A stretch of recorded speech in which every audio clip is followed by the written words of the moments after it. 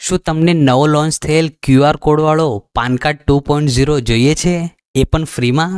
તો ચાલો નવો પેન કાર્ડ 2.0 તમને કેવી રીતે મળશે તે આગળ વિડીયોમાં જોઈએ. એના પહેલાં જો તમે ઓનલાઈન કલ્પેશ ચેનલમાં નવા આવ્યા હોય તો ચેનલને સબસ્ક્રાઈબ કરી દેજો. હવે મિત્રો, આ પ્રોસેસ કરવા માટે તમારા આધાર કાર્ડમાં મોબાઈલ નંબર લિંક હોવો જરૂરી છે, તો જ આગળની પ્રોસેસ કમ્પ્લીટ થશે.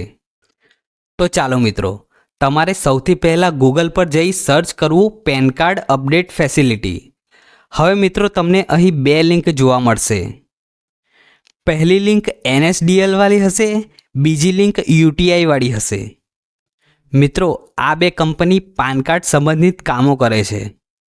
હવે જો તમારો પેન કાર્ડ NSDL થી બનેલ હોય તો પહેલી NSDL ની લિંક પર ક્લિક કરવું, અને જો તમારો પેન કાર્ડ UTI થી બનેલ હોય તો બીજી UTI ની લિંક પર ક્લિક કરવું. હવે તમને ખબર કેવી રીતે પડશે કે પેન કાર્ડ NSDL થી બનેલો છે કે UTI થી? તો મિત્રો, તમારા પેન કાર્ડના પાછળ કંપનીનું નામ આપેલ હશે, તેનાથી તમે જાણી શકશો. તો હવે મારો પેન કાર્ડ NSDL થી બનેલ છે, તો મેં NSDL પર ક્લિક કર્યું. હવે તમને આ પ્રકારનો ઇન્ટરફેસ દેખાશે. તમારે નીચે આવી પેન કાર્ડ નંબર નાખી દેવો. નીચે તમારો આધાર કાર્ડ નંબર નાખી દેવો.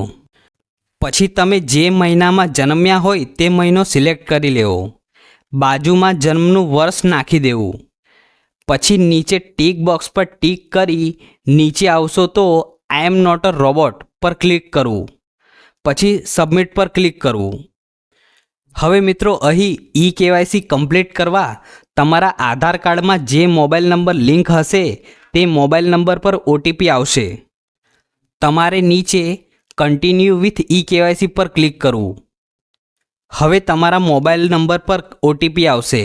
OTP દાખલ કરી સબમિટ પર ક્લિક કરવું. હવે રિક્વેસ્ટ ફોર એડ્રેસ અપડેટનું પેજ ખુલી જશે.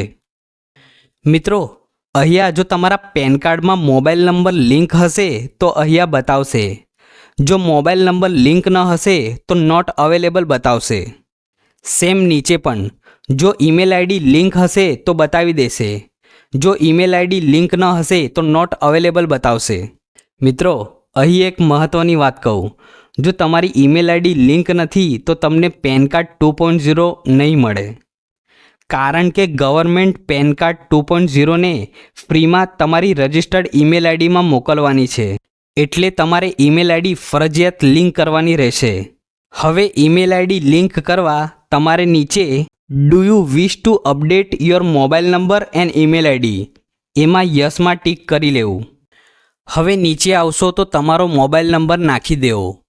નીચે તમારી ઈમેલ ID નાખી દેવી. આ જ ઈમેલ ID પર તમને પેન કાર્ડ 2.0 મળશે. પછી તમારે સબમિટ પર ક્લિક કરવું.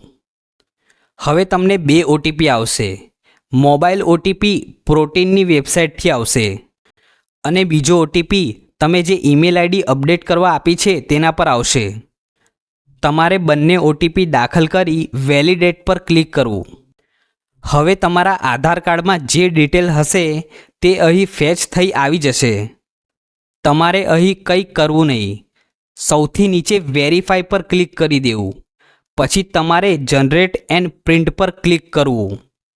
જેમ તમે ક્લિક કરશો તો તમારો એડ્રેસ, મોબાઈલ નંબર અને ઈમેલ ID અપડેટની રિક્વેસ્ટ મોકલાઈ જશે. નીચે તમારી રિસિપ્ટ પણ દેખાશે.